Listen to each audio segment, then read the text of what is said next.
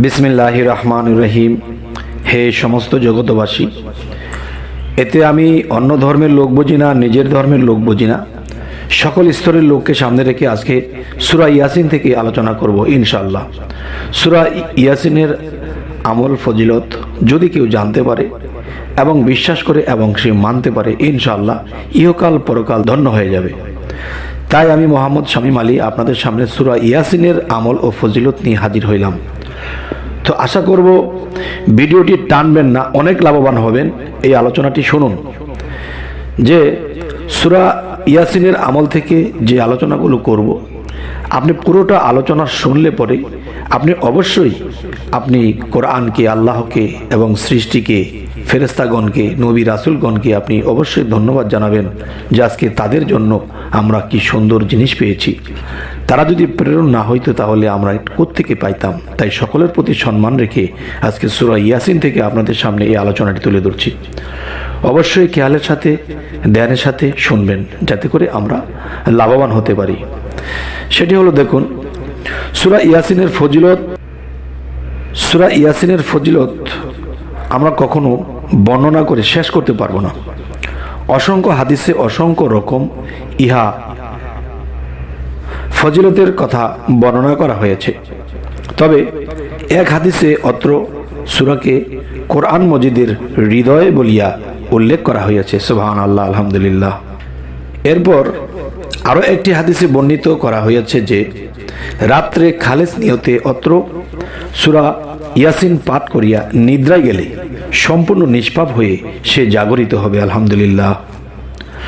অত্র সূরা ইয়াসিন পাঠকারী জন্য কিয়ামতের দিবসে মুক্তির ফয়সালা করিবেন আল্লাহ। আবু দাউদ, ইবনে মাজাহ। এবার আসব, অন্য হাদিসে বর্ণিত রহিয়াছে যে ইহা মৃত্যুর সময় উপস্থিত হইলে তাহার নিকট বসিয়া অত্র সূরা পাঠ করলে ইহাতে মৃত্যুর কষ্ট লাঘব হবে, মৃত্যুর কষ্ট খুবই কম হবে, এবং ইহা কবরের নিকট বসিয়া পাঠ করিলে মৃতের কবর আজাব মাফ হইয়া যায়। আবু দাউদ, ইবনে মাজাহ।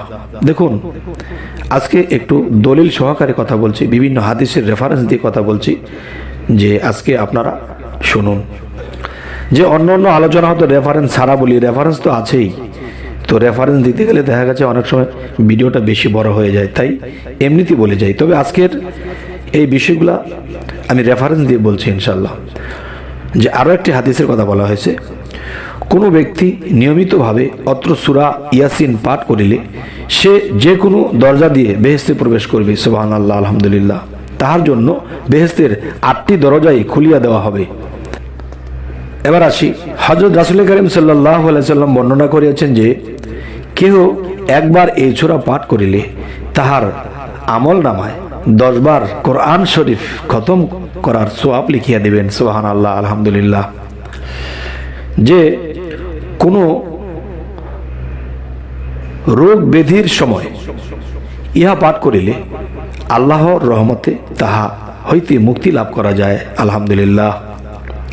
সূর্যোদয়ের সময় এই সূরা পাঠ করিলে অভাব অনটন দূর হইয়া যায়, শীঘ্রই তিনি আল্লাহর তরফ হইতে ঐশ্বর্যশালী হবে এবং সম্পদশালী হবে।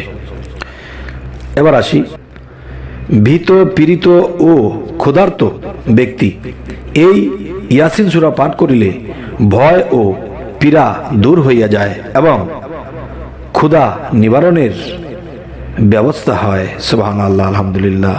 ঘর হইতে বাহির হইবার সময় এই সূরা পড়িয়া বাহির হইলে কোথাও কোনো বিপদ আপদে পতিত হইবে না। আলহামদুলিল্লাহ।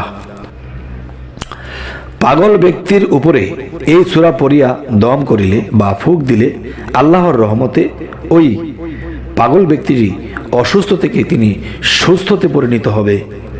আচ্ছা, তবে কি যে সে পাগল যদি আপনার কাছাকাছি হয়ে থাকে, তো প্রতি 3 দিন পর পর এই সূরাটি পড়িয়া পাঠ করিয়া যদি তাকে ফুঁক দেওয়া হয়, ইনশাআল্লাহ তিনি পাগল থেকে সুস্থ মানুষে ফিরে আসবে। এবার বলবো, জিন, পরী কিংবা ভূতে ধরা রোগীর নিকট বসিয়া জোরে জোরে এই সূরা পড়িয়া শরীরে ফুঁক দিলে যাবতীয় দুষ্ট জিন ভূত দূর হইয়া যায়। আলহামদুলিল্লাহ। এই সূরা কিয়ামতের দিন ভীষণ অবস্থার বর্ণনা দ্বারা আল্লাহ তাআলার অতুলনীয় ক্ষমতা ও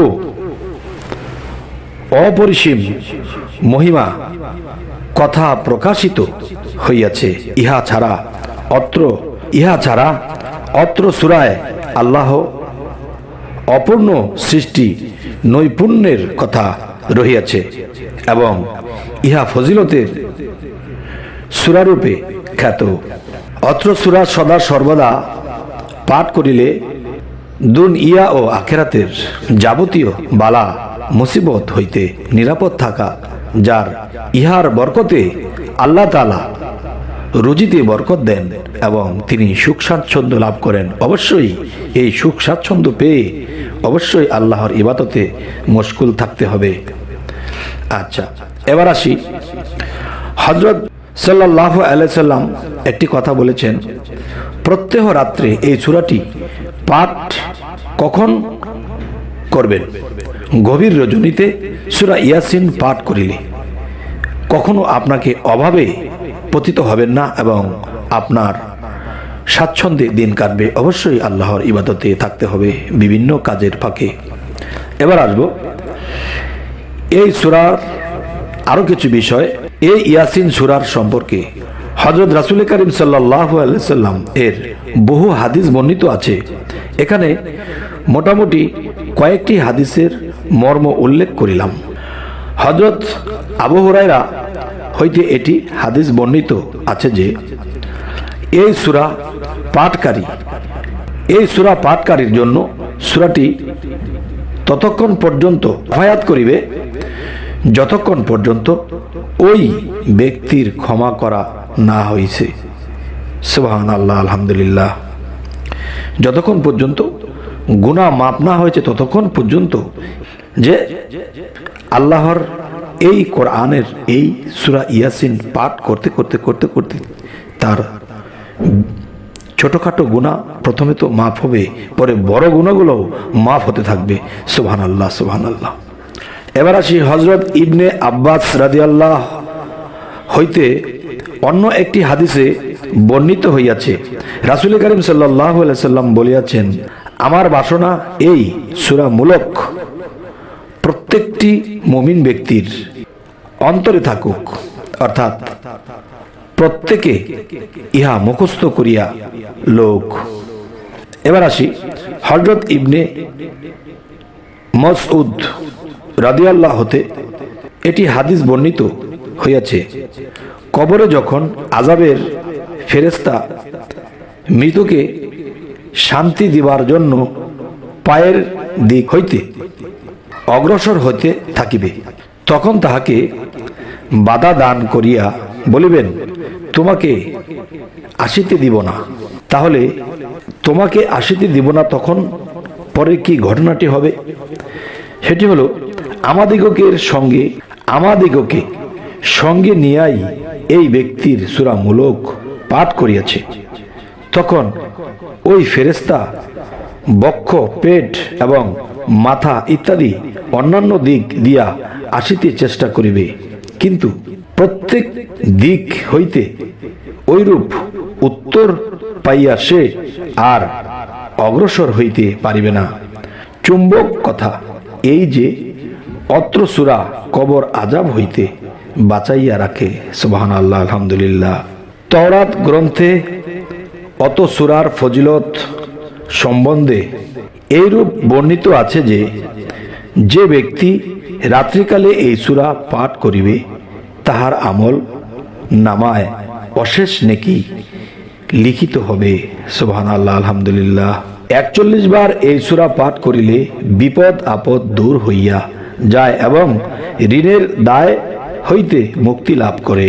প্রত্যহ 3 বার করিয়া 3 দিন এই সূরা পড়িয়া চোখে ফুঁক দিলে চোখের অসুখ ভালো হইয়া যায়। নতুন চাঁদ উদয় হইবার সময় এই সূরা পাঠে লিপ্ত থাকিলে ওই মাস আল্লাহর রহমতে কুশলে অতিবাহিত হবে। হে সমস্ত জগতবাসী, আজকের এই আলোচনাটি করা হলো সূরা ইয়াসিন থেকে। আমরা যদি এই সূরার আইন কানুন মানতে পারি, এই আমলগুলো করতে পারি, ইহকাল পরকালে আমাদের আর কোনো সমস্যাই থাকবে না। তবে হে সমস্ত জগতবাসী, আজকের পর থেকে চলুন আমরা সূরা ইয়াসিনের আমল ও ফজিলত দেখে করতে থাকি। ইনশাআল্লাহ আল্লাহ আমাদেরকে উদ্ধার করিবেন। তবে আমাদের চ্যানেলে যদি আপনারা নতুন হয়ে থাকেন, অবশ্যই সাবস্ক্রাইব করে নেবেন এবং পরবর্তীতে যেন ভালো আলোচনা আপনাদের কাছে পৌঁছে দিতে পারি। তো সকলে ভালো থাকবেন। আল্লাহ হাফিজ।